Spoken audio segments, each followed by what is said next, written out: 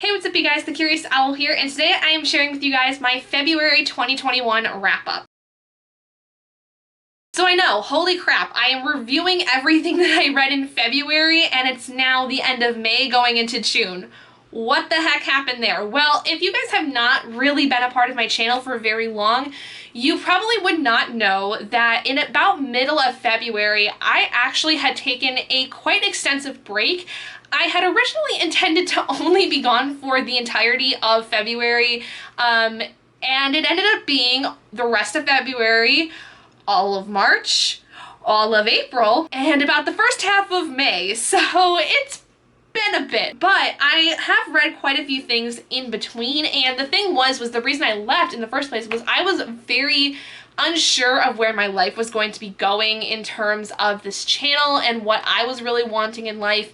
And so I had basically decided for my mental health to take a step back and kind of reprioritize and refine myself, because honestly the last year and a half that I've had since the beginning of 2020 was really difficult for me. For many of you that have been around over the course of 2020, I had a very hard time with my mental health because of the pandemic and the fact that I was planning my wedding with the pandemic happening, which was very stressful, so much to the point that my already established anxiety that I had was intensified to the point where I had to start therapy. And I basically had come to the decision in February that I really needed a break from doing a lot because I was taking on way too much stuff and burning myself out so much. And then once I kind of had got on that break, I realized how much I really needed just a very long one with not really a deadline in mind of when I was going to be done, just whenever I actually felt like I was going to come back, I would. And so I privated all of my videos. Most of them are still privated except for my bookish content, and I just was really in a dark place. Dark in a sense where I felt like I had no creative outlet for a long time. I was pretty okay for the most part in terms of my mental health.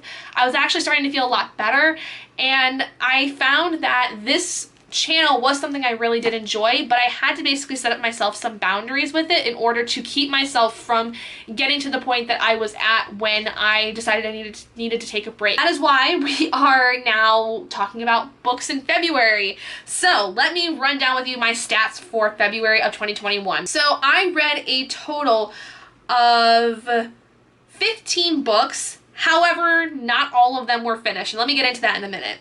I read a total of 2,300 pages, listened to a total of 28 hours, 39 minutes, and 17 seconds worth of audiobooks. 7 of the books I read were physical. I had no ebooks, and I had 3 audiobooks that were finished. Now, I know I said I had 15 books, but the ones I did finish, I had read 7 physical, 3 audiobook. 7 of them were from my personal library, and 3 of them were borrowed. I actually ended up having 5 DNFs over the course of February. February and March were some of my worst reading months. February was probably my most disappointing reading month because I was having a very hard time finding something I really was liking, which was also part of the reason I decided to take a break, was because I was in a massive reading slump and it was just not fun. But as far as star ratings, I did have 2 5-star ratings over the course of February and 8 4-star ones that I had finished. And then I had, like I said, 5 DNFs over the course of that. I had no 3, no 2, and no 1-star books. So I am going to go over some of these, but I'm going to say now my memory is a little foggy on some of them, so I might not go too much in depth with them. I'll just kind of talk about the book, the rating, and some initial thoughts that come to mind when it comes to this book. The first one being The Shadow of Death by Christopher Pike. This is book 8, I think, in the Thirst series. I had to really do some math there for a second. But yeah, this is book 8 in the Thirst series by Christopher Pike. I was doing a reread series of this because I had read the series at first when I was in high school and had picked it up in about, I want to say June of 2020 to reread for the first time because I was just really wanting to see if this series would live up to what I had remembered of it. And honestly, there was a lot of the series I couldn't quite remember because it had been so long, and all I could remember is that the end of the series had seemed very strange to me in terms of the fact that it was about this 5,000-year-old vampire, but there was somewhere thrown in sci-fi at the very end. And I quickly learned over the course of that reread series that actually the ending of the story, which was the last book, made a lot more sense because there was things that had happened earlier in the series that linked up to what happened in the last book. So regardless, like I basically was able to enjoy the series a lot more now as an adult than I was when I was in high school. But with The Shadow of Death, I gave it a 4 out of 5 stars. And honestly, now I can't really quite tell you what I remember. I do have a vlog of it though, so you can go watch that. I have a reading vlog review of it, so you don't have to listen to me try to figure out what the hell this book was about, because that actually has my live thoughts as I'm reading it. The second book that I read and was my first 5-star of the month was Instant Karma by Marissa Meyer. I listened to this audiobook and I just fell in love with this story. It was so cute. It's a young adult romance and it's just, oh, it's so sweet. It's all about this girl who basically wishes karma to happen to so many people. She hates how people can be so mean and hateful all the time that she just wishes somebody would basically like do something to them in order for them to get their karma. And when especially she's basically paired up with her nemesis in high school to work on this project over the summer, she actually develops this power where she's able to actually deliver karma instantly to people who truly deserve it. And she thinks, though, that her karma is that because she has that, she has to work with this kid who is so annoying to her. He's late to everything. He never does things on time. He seems to skate by on the seat of his pants. It's a very much a hate to friends to love kind of story. And I don't know what it was about this. I just fell in love with it. It was so stinking cute. It's just like, it just brings this huge smile to my face because it was so warm and fuzzy and just all the things. I feel all the things for this book. It was so cute. This third book that I read was the final book in the Thirst series by Christopher Pike, which was The Sacred Veil. Now, this one I gave 4 stars as well because I really, like I said, when I was younger, had no real clear memory of how this series ended, but I was pleasantly surprised with how much I really liked the ending and how everything seemed to really link up correctly. I think I was just kind of more so disappointed with the fact that oh my god, did I even do a reading vlog review of this? I have no idea.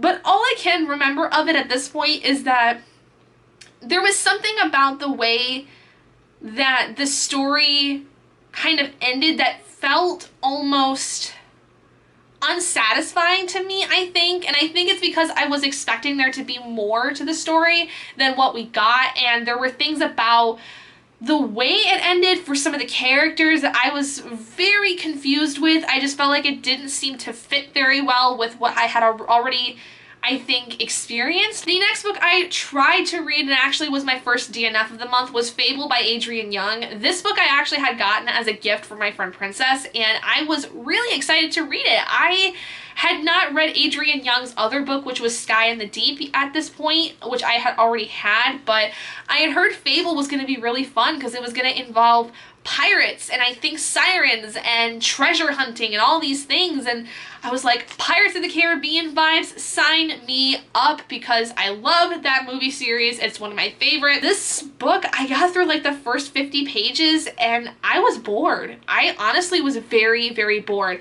And like I said, in the month of February, I hit a really big reading slump to the point where it seemed very hard for me to really sit down and enjoy a lot of physical reads. And I think that this unfortunately did get sucked into that bias almost. But what was really kind of upsetting too was the fact that even after I put it down, I had no desire to go back to it. I really didn't. I had no desire to even keep it. I unhauled it because I just had no desire at all to pick it up again and try it, to even want to read it. And honestly, now that it's been a few months, I still don't want to. I still do not want to go back to this book. I know that it's got a sequel that's going to be coming out fairly soon, but I have no genuine interest in this book anymore, and that's kind of upsetting because I was really excited for it, and it just turned out to not be that interesting to me when I started reading it. So then the next 5 books that I read were all graphic novels in the same series, and 3 of them were rereads, and the last 2 were first-time reads because I basically had to reread the first 3 in order to figure out what was going on with the first 2 because it had been a while since I read the first 3. But that is the Monstrous series by Marjorie Liu and Sana Takeda. We have volumes 1 through 5, and all of the volumes in this series I gave 4 out of 5 stars. Now, if you don't know anything about the Monstrous series, it's basically a graphic novel series that's in a fantasy world where you have this main character who's called Mecha Half-Wolf, and she is essentially a descendant of a very ancient line of mythical beings, and her mother specifically has a very dark past. Her mother was killed when she was very young and during this war that was happening in this world. It's very hard to describe this world because there's so much that's going on with it. You basically have like 3 camps of people that are fighting each other. You've got the Federation, you have the Arcanes, who are the mythical beings, the people that have the powers, and then you have this Inquisition, I think is what they're called. They're also magical beings, but they're the ones that kind of want to control everything in terms of not only the Arcane, but even the Federation itself. Basically, you're following Mecha as she's essentially trying to figure out what happened to her mother because she has no recollection of how exactly her mother got to the point where she ended up dying. She just knows her mother was studying some very dangerous things, and she wants to know specifically also because she is an entity for this very ancient demon-like thing that is bloodthirsty. It's cannibalistic. It makes her basically this monster and kill so many people, and she wants it to stop. She also understands that the reason she has this power is because of something her mother had done to her and or had done to herself that then got passed to Mecha. And so it's a whole story of her basically traversing this entire world and trying to piece things together for herself about her mother and her family and her entire past. And there's things about her past that she's blocked out. There's things that are happening behind the scenes that are all happening as she's going on this journey. There's this brewing war that's happening when there's already been so much tension between these 3 groups of people. It's basically one of those graphic novel series where I kind of just have to have you go and read it because it's so hard to explain because it's such a vast world and there's so many things about it that I would be afraid to talk about without spoiling stuff. So go read it for yourself. I will say it is an adult graphic novel because there's a lot of blood, nudity, and murder and death and just all kinds of craziness. It's not a fluffy little graphic novel by any means. It is dark. It is very, very dark and very, very disturbing at times. Then I unfortunately had another book that I ended up DNFing, which was An Abundance of Katherines by John Green. I hated this. I had not really many issues with Fable. I just was very bored by it. I disdained An Abundance of Katherines, okay? Mainly because the main character is this pretentious fucking asshole. All I knew about this book was that he kept getting dumped by all these Katherines, and this kid was like some kind of like mathematical prodigy of some kind, but every girlfriend he's ever had has been named Katherine with a K, and they have all dumped him for one reason or another. And the reason I hated him is because the entire time that I read the beginning of this book, all that he would do is sit and whine and complain about these Katherines that he dated and why they were awful people and woe is me, I'm awful, I'm a bad person because I wasn't good enough for these people. Basically, they were me in male form, and I was not okay with being called out like that. In all reality, truthfully, the whininess of this character and him not really wanting to change anything about himself that might have been possibly the cause of the reason why these girls didn't like him and why they kept dumping him.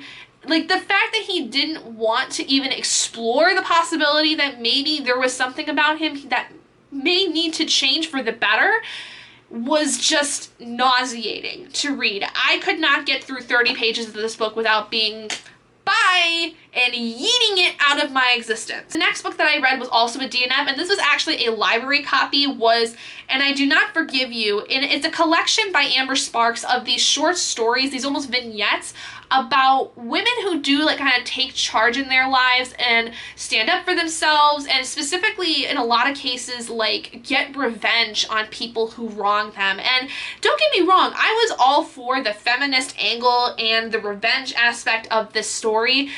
But after a few stories, it just kind of got really repetitive. It honestly felt like I was just reading the same thing over and over again with just a new paint of coat on it. So I didn't finish it because I was kind of getting tired of reading the same kind of story over and over again, basically. The next audiobook though I listened to, and was my other 5-star read for this month, was Grown by Tiffany D. Jackson. This is Tiffany's newest release. And when I tell you guys that this book is probably one of my top 5 books of the year already, I have no ties to this. I have no ability to in any way relate to this story, because not only is it about a woman of color, but it's about a young woman of color who gets basically groomed by this older man who says that he's going to make her a star. The fact though of listening to this story and just hearing all of these things that she would go through, the amount of abuse that this poor young girl goes through at the hands of a man who said he was going to help her and protect her and had so much trust put in him, and it breaks my heart, because I cannot imagine the amount of pain that this girl had gone through. And there are so many young women in the music industry specifically who go through this, even in the acting industry, that go through this very similar thing. They become groomed by these people who have this innate amount of power, and it just is such a very hard thing to hear about. And because of things like the Me Too movement, there are more people coming to the surface about these grooming incidences and these long-term abuse situations they've been in, because they've been so afraid to talk about it. And specifically what I can think of is it also in a lot of ways is, talking about the lack of power a artist will have when especially they sign with somebody who is taking complete ownership of all of their music. And it's so heartbreaking, because you know that this girl knows better. That's the thing, is like, over the course of this book that she knows these things are not right, but she's so scared and she's so desperate to do what she needs to in order to become the person she wants to be. And she truly believes that this guy has all the best intentions for her, but as an outsider, you see that all of that is bullshit. It is one of those books where I will not be able to think about this without wanting to tear up, because it's so heartbreaking. And it's one of those books where if I had a physical copy of it as opposed to the audiobook, I would have finished this book and just held it to my chest so tight and I would have just sat and rocked and cried, because this book was so devastating. And I've read one other book by Tiffany D. Jackson by this point, which was Allegedly, and I felt almost the same way with Allegedly. I think that Tiffany D. Jackson is going to be an auto-buy author for me from now on, because she just does something I don't find with other authors as much. And for some reason, the way that she creates these main characters and how just damaged and unlovable they seem, I want to shelter all of them. I want to make them my own foster children, just so I can protect them and at least keep them safe for a time being until they can find a suitable place to be. The next book I ended up DNFing, unfortunately, was These Violent Delights by Chloe Gong. But the reason I DNF'd it was not in any way because of the content. If anything, I had no time to read it. It was a library copy. I had to send it back. I haven't been able to pick it up again since. That's the only reason. I would still like to read it. I really liked the very beginning of it, and I read maybe 20 pages and then I had to give it back. Now, the next book I ended up actually reading was a DNF for an actual legitimate purpose, which is The Host by Stephanie Meyer. So why did I read this? Well, let me tell you. So I hated the Twilight series, right? I hated them. They are the worst books to me, in my opinion. I couldn't stand them as a teenager. I never wanted to read them because of it. I read The Chemist a couple years ago, and I actually really liked it. I really liked The Chemist a lot, and that's actually her newest book that's come out before, obviously, Midnight Sun. This, though, I was worried about because my mother said she had tried to read it and she hated it because it was a bunch of nothing. And reader, let me tell you, she was right. It's a bunch of nothing. I don't even know what this book was supposed to be about, let alone give a fuck, let alone be able to understand what the first 5 pages of this book even were. All I know is that it was supposed to be something about how this woman in this sci-fi world, I think, was supposed to be the host for this mind entity. I don't quite know. She basically was supposed to be a shell for this thing, and she's not a shell. She's able to, I think, rebel. I don't know. I don't care. I don't want to go back to it. That's why I DNF'd it in the first place. And then the last book I read in February was the audiobook for Girl, Serpent, Thor by Melissa Bastardos. I think that's how you say her name. I actually ended up giving this 4 stars. I think, though, the more I think about it, I'm gonna give it more of like a 3. Because the more time I've spent away from it, the more I'm kind of like, what the hell even was this? Because it's about this girl who essentially has this power where she can't have anybody touch her because she has kind of this death touch of sorts. There's somebody that comes that's supposed to, I think, protect her, and there's... God, what even was this book? I don't quite know. Oh, she tries to, like, lift the curse or something on her, and through that she opens up this whole can of worms with this demon who made a deal with her mother years ago, and he's like, okay, you've broken the curse, you're able to touch people now without killing them, so now you're gonna be my bride, all these things. And I was very confused. I liked it at the time because I really liked the relationship that there was between the main character and another girl, but looking back on it again, like now, I'm like, what even was this? What happened? Who did what? How did she break this curse again? Why did she have this curse? I don't remember. I really, really don't. And I think that that's just not good. And I think, too, I had read this and had watched somebody else on BookTube read it, and they were kind of along the same lines of what I'm thinking now, where it was like, I don't understand what any of this is. It seems to be a completely rushed book. I don't like the way that this relationship is working out because it's not really that cemented. It kind of seems faked for the sake of being a couple. Like, it's just... So those are all of the books I ended up reading in February. Yeah, not great. Had a lot of 4 stars, but again, 5 of those were graphic novels that I had 3 of which reread, and the other 2 were new reads, and I just really liked all of them. And I don't know. It was not a great month for me in general with my reading. And honestly, March and April were not that different, except with March, at least I finished more books than I DNF'd, but April I only read, I think, like 3 books in the entirety of the month.